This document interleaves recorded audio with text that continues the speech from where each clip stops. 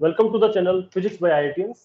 आज के वीडियो में हम डिस्कस करेंगे what will be the effect of finite open loop gain on op amp, और इससे हम देखेंगे कि कैसे हम क्लोज लूप गेन निकाल सकते हैं, कैसे हम आउटपुट वोल्टेज कैलकुलेट कर सकते हैं। Basically finite open loop gain का मतलब है कि ये दो वोल्टेजेस हैं, जैसे हम नेगेटिव टर्मिनल पे जो वोल्टेज है और पॉजिटिव टर्मिनल पे जो वोल्टेज है, इन जनरल अगर हम आइडियल ऑप एम्प की बात कर रहे हैं तो इन दोनों वोल्टेजेस को हम सेम मानते हैं और इसको हम कहते हैं वर्चुअली ग्राउंड। इसका मतलब पॉजिटिव और नेगेटिव टर्मिनल्स वर्चुअली ग्राउंड है, तो जितना पोटेंशियल आप पॉजिटिव पे लगाओगे वही आपको नेगेटिव पे दिखेगा। ये तब होता है जब हमारा ऑप एम्प आइडियल होता है या फिर ओपन लूप गेन हमारा इनफाइनाइट होता है। लेकिन अगर ऐसा ना हो, हमारा नॉन आइडियल ऑप एम्प हो या फिर ओपन लूप गेन हमारा फाइनाइट हो, उस केस में हम कैसे डील करेंगे ये हम डिस्कस करते हैं। उससे पहले एक छोटा सा अनाउंसमेंट है, हम लोगों ने एक online test series join launch की है जिसको आप ज्वाइन कर सकते हैं। और ये 16 अगस्त को हमारा पहला फुल लेंथ टेस्ट होने वाला है। ये बेसिकली 3 पार्ट्स में टेस्ट सीरीज है। 5 टेस्ट होंगे फुल लेंथ टेस्ट, जिसके लिए आपको 200 पे करना होगा। एक सब्जेक्ट वाइज टेस्ट सीरीज है जिसमें 10 टेस्ट होंगे, जिसमें आपको 500 पे करना होगा। अगर आप दोनों का कॉम्बिनेशन लेना चाहते हैं तो आपको 700 पे करना होगा। पे करने के लिए आप डिस्क्रिप्शन में दी हुई लिंक पे जा सकते हैं और वहां से आप आसानी से पे कर सकते हैं। ओके, तो फिर हम आज का वीडियो स्टार्ट करते हैं। तो बेसिकली अगर हम बेसिक्स की बात करें तो इन जनरल हम किसी भी ऑप एम्प के आउटपुट को लिख सकते हैं ए टाइम्स वी आई डी। ए मतलब उसका ओपन लूप गेन क्या है, और वी आई डी मतलब इनपुट जो टर्मिनल्स हैं उनके बीच में कितना डिफरेंस है, difference between input voltages. Positive terminal और नेगेटिव टर्मिनल के बीच में वोल्टेज डिफरेंस की बात कर रहे हैं। तो पॉजिटिव माइनस नेगेटिव के difference multiply by open loop gain हम करते हैं, तो इसे हम कहते हैं टोटल आउटपुट वोल्टेज। तो ये तो है जनरल। अगर हम केवल इन्वर्टिंग एम्पलीफायर की बात कर रहे हैं, इन्वर्टिंग मतलब नेगेटिव टर्मिनल पर हम अपनी इनपुट वोल्टेज अप्लाई कर रहे हैं, पॉजिटिव टर्मिनल हमारा ग्राउंडेड है। बेसिकली नेगेटिव टर्मिनल की वोल्टेज को मैं V माइनस से इंडिकेट कर रहा हूँ और पॉजिटिव टर्मिनल की वोल्टेज को मैं V पॉजिटिव से इंडिकेट कर रहा हूँ। यहाँ पर एक रेजिस्टेंस R1 लगा हुआ है, यहाँ पर एक रेजिस्टेंस R2 है। आउटपुट वोल्टेज कैलकुलेट करना है। तो देखिए, इस ब्रांच में अगर करंट I1 जा रहा है और इस ब्रांच में अगर करंट I2 जा रहा है, तो हमें ये पता है कि किसी ऑप एम्प के अंदर कोई करंट एंटर नहीं करता है, तो जितना I1 करंट होगा उतना ही I2 करंट होगा। लेकिन हम इस केस में वर्चुअली ग्राउंडेड का कांसेप्ट यूज नहीं कर सकते क्योंकि फाइनाइट ओपन लूप गेन है। तो बेसिकली V पॉजिटिव और V नेगेटिव की जो वैल्यू है वो अलग अलग होंगी। तो इसको कैसे हम सॉल्व कर सकते हैं ये हम डिस्कस करते हैं। देखिए, सबसे पहले हम लिख सकते हैं output voltage equals to A times V positive minus V negative. A times मतलब ओपन लूप गेन टाइम्स दोनों इनपुट टर्मिनल्स का वोल्टेज डिफरेंस। V पॉजिटिव क्योंकि ग्राउंडेड है तो हम V प्लस को 0 लिख सकते हैं, तो it will be A times minus V negative. तो यहां से आप लिख सकते हैं कि जो नेगेटिव टर्मिनल की वोल्टेज है वो होगी minus V out upon A। तो इस तरीके से हम लोगों ने इस आउटपुट वोल्टेज के टर्म्स में यहाँ की वोल्टेज क्या है वो लिख दिया। अब हम यहाँ पर KCL लगा सकते हैं और KCL के थ्रू हम देख सकते हैं कि ये जो करंट है और ये जो करंट है वो दोनों करंट आपस में इक्वल होंगे। तो बेसिकली हम लिखेंगे इस ब्रांच के करंट को हम लिख सकते हैं V नेगेटिव माइनस V इन अपॉन R1। उसी तरीके से इस I2 करंट को आप लिख सकते हो V out minus V negative upon R2। अब अगर आप इन दोनों इक्वेशंस को इक्वल करेंगे तो आप यहां से लिख सकते हैं R1 times V out 1 plus 1 upon A is equal to R2 times 1 minus V out upon A minus V इन।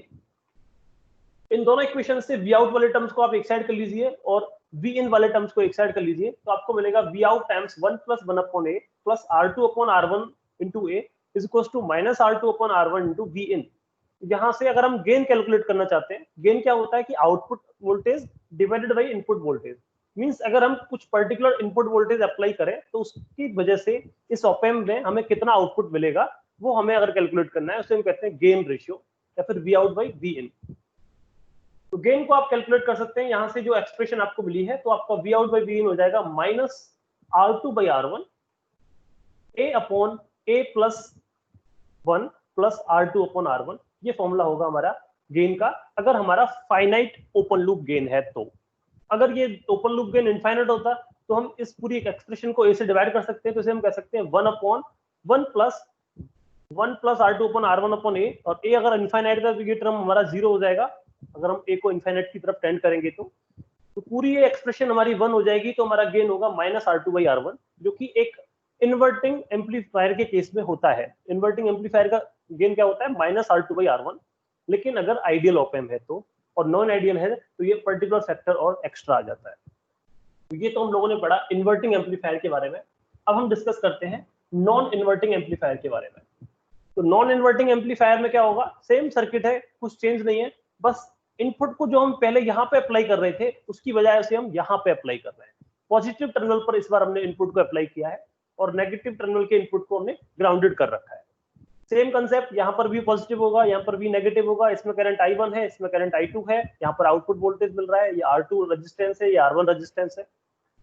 इस केस में जो हमारा V पॉजिटिव है वो एग्जैक्टली V इन के बराबर होगा क्योंकि हमने पॉजिटिव टर्मिनल पर ही V इन लगाया है। अब इन दोनों का डिफरेंस हमें पता है तो हम आसानी से अब फिर से जो प्रीवियस कैलकुलेशन की थी उसको रिपीट कर सकते हैं। तो देखिए V आउट को हम लिखते हैं A times V in minus V negative. V इन क्यों लिखा, क्योंकि V पॉजिटिव हमारा V इन के बराबर है, तो एग्जैक्टली हम ये लिख सकते हैं। यहां से हम V इन फाइंड आउट कर सकते हैं, तो V नेगेटिव हमारे पास आएगा V in minus V out upon A। तो ये हमारे पास नेगेटिव टर्मिनल की वोल्टेज आ गई V in minus V out upon A। अब अगर हम KCL लगाएं तो ये ब्रांच का जो करंट I1 है वो I2 के बराबर होगा क्योंकि ऑप एम्प के अंदर कोई करंट एंटर नहीं करेगा।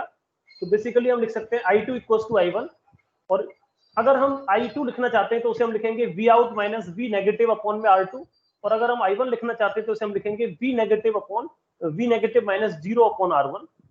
यहां से हम आसानी से V नेगेटिव की वैल्यू हमें पता है तो V आउट और V इन में रिलेशन निकाल सकते हैं। ये एक्सप्रेशन आई, यहाँ पर V नेगेटिव की जगह पे आप लिख दीजिए V in minus V out upon A, तो आपको मिलेगा R1 V out minus V in plus V out upon A is equals to R2 V in minus V out upon A। यहाँ से आप आउटपुट और इनपुट वोल्टेजेस को एक side में रख सकते हैं, तो आपको मिलेगा V out times 1 plus 1 upon A times 1 plus R2 upon R1 equals to V in 1 plus R2 upon R1। और यहाँ से आप गेन कैलकुलेट कर सकते हैं V आउट बाई V इन का ratio, it will be 1 plus R2 upon R1 divided by 1 plus 1 upon A 1 plus R2 upon R1। तो ये होगा ऑप एम्प का गेन का फॉर्मूला अगर हम फाइनाइट ओपन लूप गेन रखते हैं। तो अगर ये फाइनाइट ओपन लूप गेन की बजाय इनफाइनाइट ओपन लूप गेन होता तो ए को हम इनफाइनाइट रख सकते हैं, तो ये टर्म हमारा 0 हो जाएगा, तो बेसिकली गेन आ जाएगा 1 प्लस R2 अपॉन R1, जो कि एक नॉन इन्वर्टिंग एम्पलीफायर के केस में गेन होता है। एक और कॉन्सेप्ट हम सीख सकते हैं जिसे हम कहते हैं वोल्टेज फॉलोअर। वोल्टेज फॉलोअर का सर्किट कैसा होता है कि हमने पॉजिटिव टर्मिनल पर कोई इनपुट वोल्टेज अप्लाई किया और नेगेटिव टर्मिनल को आउटपुट वोल्टेज से कनेक्टेड कर दिया, तो दोनों ये सॉर्टेड हैं आपस में। तो वोल्टेज फॉलोअर का मतलब जितना वोल्टेज आप यहाँ पे अप्लाई करोगे वही एग्जैक्टली वोल्टेज आपको यहाँ मिलेगा, अगर ये ऑप एम्प हमारा आइडियल होता तो। लेकिन अगर ये ऑप एम्प आइडियल ना हो कि नॉन आइडियल ऑप एम्प है, तो उस केस में हमारा जो आउटपुट वोल्टेज है वो क्या होगा वो हम कैलकुलेट कर सकते हैं। V आउट इक्वल्स टू होता है A times V positive minus V negative. V positive हमारा V इन के बराबर है और V नेगेटिव हमारा V आउट के बराबर है, तो बेसिकली इसको हम लिखेंगे A times V in minus V out, और यहाँ से हम V आउट बाई V इन का रेशियो निकाल सकते हैं, इसका गेन निकाल सकते हैं। तो वोल्टेज फॉलोअर के केस में गेन हमारा 1 होता है, लेकिन इस केस में गेन आएगा A अपॉन A प्लस 1, जो कि 1 से कम है। गेन कम हो जाता है अगर हमारा फाइनाइट ओपन लूप गेन होता है। अगर ये इनफाइनाइट होता तो फिर से आप ए को इनफाइनाइट की तरफ टेंड कराएंगे तो ये एक्सप्रेशन आपको 1 दे देगी। तो ये है वोल्टेज फॉलोअर का सर्किट। तो बेसिकली आज हम लोगों ने डिस्कस किया इन्वर्टिंग, नॉन इन्वर्टिंग और वोल्टेज फॉलोअर के केस में क्या क्या चेंजेस आते हैं अगर हम फाइनाइट ओपन लूप गेन रखते हैं। तो इसको एक छोटे से न्यूमेरिकल के थ्रू और समझ लेते हैं।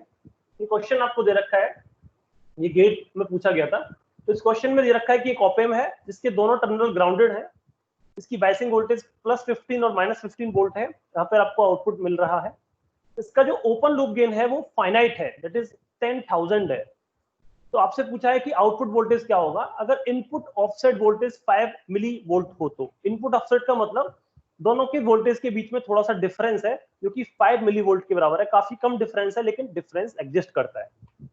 तो इस केस में अगर हम वोल्टेज आउटपुट लिखना चाहेंगे तो हम लिखेंगे A times V positive minus V negative, और ये डिफरेंस हमें दे रखा है 5 मिली वोल्ट और A हमें दे रखा है 10,000, तो आउटपुट वोल्टेज आपकी आ जाएगी 50 वोल्ट। ये 50 वोल्ट हमें आउटपुट वोल्टेज मिलेगी, लेकिन क्योंकि हमारी बायसिंग प्लस 50 और माइनस 50 के बीच में ही है तो ये आउटपुट वोल्टेज इस 50 और माइनस 50 से ज्यादा और माइनस 50 से कम नहीं हो सकता। तो बेसिकली ये 50 ना होके हमारी जो आउटपुट वोल्टेज आएगी वो होगी प्लस माइनस 50, मतलब या तो 15 प्लस की होगी या 15 माइनस की। तो the answer of this question will be C.